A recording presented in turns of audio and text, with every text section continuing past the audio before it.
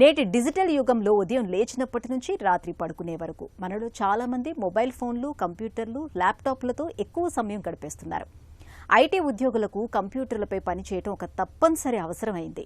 అయితే ఈ డిజిటల్ పరికరాల వాడకంలో నిరంతరం మెడను వంచడం, గంటల తరబడి స్క్రీన్ ముందు వంగి కూర్చోవడంతో చాలా మందికి మెడ నొప్పి, భుజాల నొప్పి, డిస్క్ జారడం వంటివి సమస్యలుగా మారుతున్నాయి.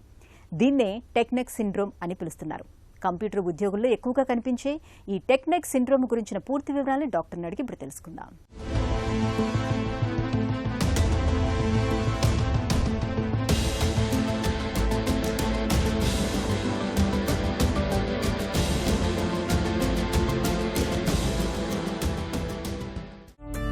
కంప్యూటర్ల ముందు గంటల తరబడి పనిచేసే వారిలో టెక్ నెక్ అనే పదం ఎక్కువగా వినిపిస్తుంది.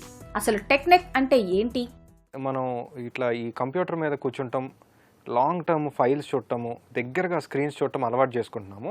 మన మెడలో ఉండాల్సిన లార్డోసిస్ అంటే ఏదైతే వంకర వెనక్కి ఉండాలో అది మనం ఇలా స్క్రీన్ చూడటం వల్ల, ఫోన్ చూడటం వల్ల, రెగ్యులర్గా చూడటం వల్ల స్ట్రైటనింగ్ అయ్యే అవకాశం ఉంటుంది. లేదంటే స్ట్రైటింగ్ కాకుండా కైఫోసిస్లో కూడా వెళ్ళే అవకాశం ఉంటుంది. సో దీనివల్ల ఏంటంటే నెక్లో ఉన్న బ్యాక్ మజిల్స్ స్ట్రెయిన్ అయ్యి వీక్ అయిపోతాయి. వీక్ అవ్వడం వల్ల నెక్లో డిస్క్స్ మీద లోడింగ్ ఎక్కువ అవుతుంది. అంటే మన యూజువల్గా మన వెయిట్ ట్రాన్స్ఫర్ అంతా మజిల్స్ ద్వారా, బోన్స్ ద్వారా వెళ్ళాలి. సో అలా కాకుండా డిస్క్ మీద ప్రెషర్ ఎక్కువ పడే అవకాశం ఉంటుంది. సో డిస్క్ మీద ప్రెషర్ ఎక్కువైతే పడుతుందో డిస్క్ అరగడం జరుగుతుంది. డిస్క్ అరిగినప్పుడు మనకి మెడ నొప్పి, బాగా యాక్సియల్ పెయిన్ అంటే కూర్చోగానే చాలాసేపు నొప్పి రావడం, రాత్రి ఎక్కువసేపు పడుకుని లేచిన తర్వాత మార్నింగ్ ఒక హాఫ్ అన్ అవర్ బాగా మెడ పట్టేసినట్టు ఉంటాం.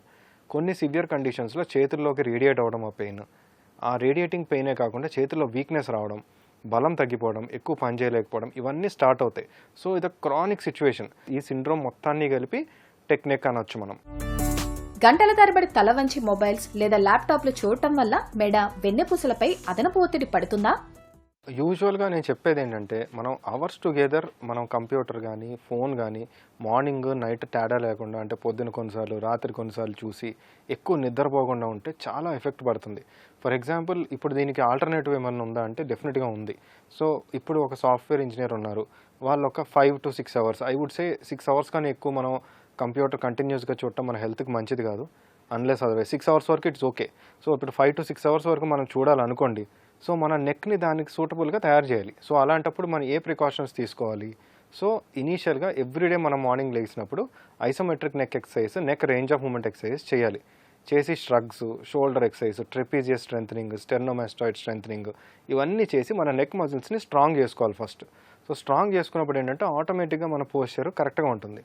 సో ఇది first and basic thing. So ఇది చేసిన తర్వాత మనం ఆఫీస్కి వెళ్ళినప్పుడు కంప్యూటర్ని పెద్ద స్క్రీన్స్లో పెట్టుకుని, అది కూడా ఎల్ఈడీస్ కాకుండా రిఫ్లెక్టివ్ స్క్రీన్స్ అంటే ప్రొజెక్టర్స్ కానీ అది అవకాశం ఉన్నప్పుడు అలాంటివి పెట్టుకుని, అది కూడా ఒక డిస్టెన్స్లో పెట్టుకోవాలి. So at least minimum distance maintain చేయాలి.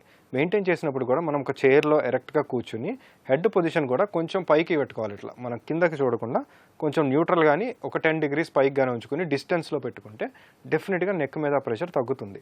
అలాగే మనం వర్క్ చేస్తున్నప్పుడు ఒక 1 hourకి ఒక 10 minutes 15 minutes బ్రేక్ తీసుకోవాలి.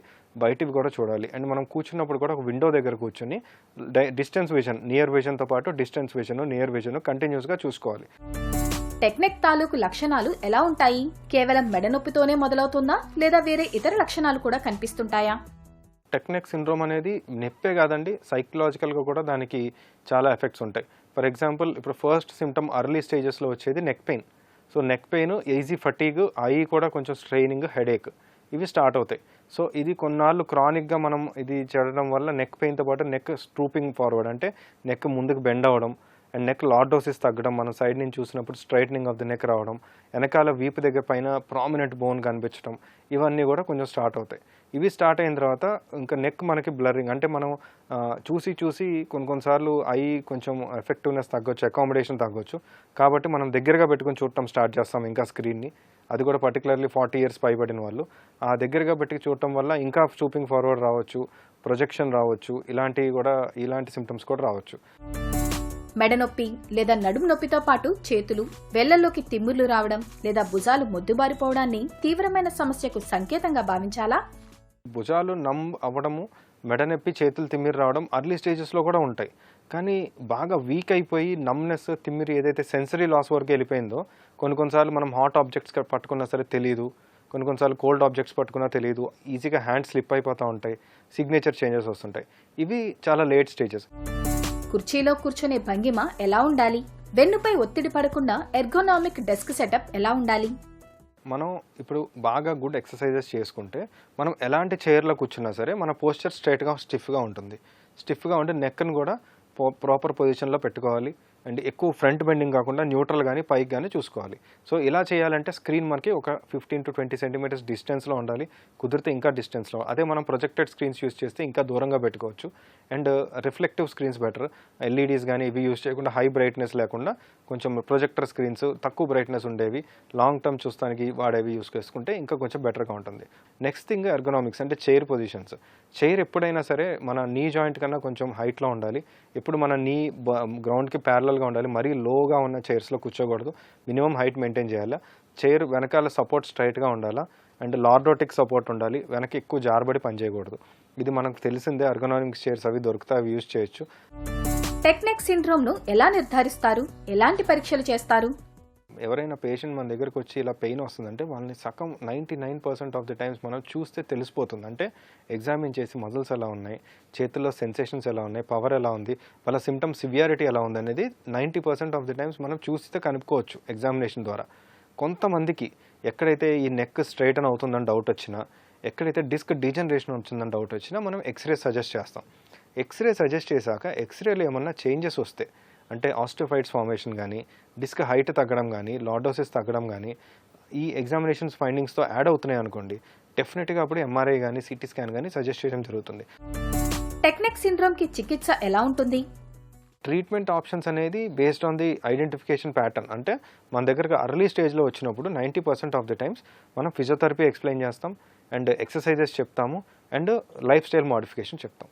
సో 90% చాలామంది ఇది పాటిస్తారు. సో ఇవి ఎప్పుడైతే మనం ఈ లైఫ్ స్టైల్ మోడిఫికేషన్ చెప్తామో ఒక 1 to 2 monthsలో వాళ్ళు మన దగ్గరికి వస్తారు. కొంతమంది ఒబీస్గా ఉన్నప్పుడు వాళ్ళకి డైట్ కూడా చెప్తాం. సో అలాంటప్పుడు ఒక 2 months 3 monthsలో 50% of the times pain తగ్గిపోద్ది. సో మన దగ్గరికి వచ్చిన పేషెంట్స్ ఎవరికైనా మనం ఏం చెప్తాం, ఎర్లీ స్టేజ్లో వచ్చినప్పుడు ఎక్సర్సైజ్ చేయండి, ఫిజియోథెరపీ చేయండి, లైఫ్ స్టైల్ మార్చుకోండి, mild pain killer, mild muscle relaxant ఇస్తాం. సో వాళ్ళకి ముందే చెప్తాం ఒక 3 months 4 months పడుతుంది, మీరు రెగ్యులర్ ఫాలోఅప్కి రావాలి, మీ డిసీజ్ ప్రోగ్రెషన్ బట్టి డోస్ పెంచడమా నెక్స్ట్ ఇన్వెస్టిగేషన్ చేయడం అనేది జరుగుతుంది. సో ఇనీషియల్గా ఇట్లా ప్లాన్ చేస్తాం. ఈ స్టేజ్ దాటిన అన్నీ చేసిన తర్వాత కూడా పెయిన్ తగ్గట్లేదంటే అది క్రానిక్ స్టేజ్ కానీ లేకపోతే సివియర్ స్టేజ్ కానీ మనకు ప్రజెంటేషన్ అయినట్టు అర్థం. సో అలాంటప్పుడు మనం ఎంఆర్ఐ స్కాన్స్ తీసి అప్పుడు ఇంకొన్ని మెడికేషన్స్ యాడ్ చేస్తాం. సో ఎక్సర్సైజెస్ కూడా వేరేవి సజెస్ట్ చేస్తాం, ఫిజియోథెరపీ కూడా నెక్స్ట్ లెవెల్స్ ఫిజియోథెరపీ సజెస్ట్ చేస్తాం. ఈ స్టేజ్లో కూడా మనకి ఒక 2 months 3 monthsలో most of the time set అయిపోతుంది. సో ఇప్పుడు కూడా సెట్ అవ్వకుండా ఇంకా చేతిలోకి నమ్నెస్, హ్యాండ్స్లో వీక్నెస్ వస్తే అప్పుడు మనం ఇంకా ఫర్దర్ ఇన్వెస్టిగేషన్స్ చేసి నర్వ్ కండక్షన్ స్టడీస్ కానీ ఫిజికల్ ఎగ్జామినేషన్లో ఏమైనా వీక్నెస్ ఉంటే తప్ప అప్పుడు సర్జరీ సజెస్ట్ చేస్తాం. కంప్యూటర్ ముందు కూర్చొని పనిచేసేవారు మధ్య మధ్యలో ఎలాంటి చిన్న చిన్న స్ట్రెచింగ్ వ్యాయామాలు చేయాలి? మనకిప్పుడు ఈ సోషల్ మీడియా యూట్యూబ్లో ఉన్నప్పుడు చాలా ఎక్సర్సైజ్ అవైలబుల్గా ఉంటాయి మనకి. కానీ కొన్ని మంచి వెబ్సైట్స్లో, కొన్ని మంచి జర్నల్స్లో మనకి ఎక్సర్సైజ్ అన్ని కరెక్ట్గా కనిపిస్తాయి. ఎక్సర్సైజెస్ కూడా ఐసోమెట్రిక్ నెక్ ఎక్సర్సైజ్ అని ఉంటాయి.